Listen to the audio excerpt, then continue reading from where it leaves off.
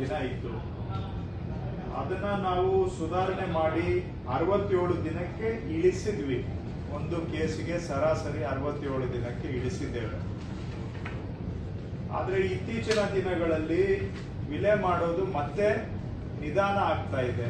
ಯಾಕೆಂದ್ರೆ ಸರಾಸರಿ ಒಂದು ಕೇಸಿನ ವಿಲೆ 64ಕ್ಕೆ ಇಳಿದಿದ್ದಂತದ್ದು ಈಗ 73 ದಿನಗಳಿಗೆ ಏರಿಕೆ ಆಗಿದೆ. ಸೊ ಅದನ್ನ ನಾವು ಗಮನಿಸಿದಾಗ ಸರಾಸರಿ ವಿಲೇವಾರಿ ದಿನಗಳು ಮತ್ತೆ ಏರಿಕೆ ಆಗ್ತಾ ಇದೆ.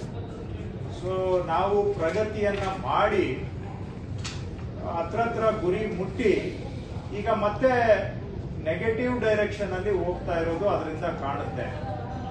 ಸೊ ನೀವೆಲ್ಲ ಜವಾಬ್ದಾರಿ ಅಧಿಕಾರಿಗಳಿದ್ದಾರೆ, ಹೇಳಿದ್ದನ್ನೇ ಪದೇ ಪದೇ ಹೇಳಿಸ್ಕೊಳ್ಳೋದು ನಿಮಗೂ ಶೋಭೆ ಅಲ್ಲ, ಅದನ್ನ ಹೇಳುವಂತಹದ್ದು ನನಗೂ ಶೋಭೆ ಅಲ್ಲ.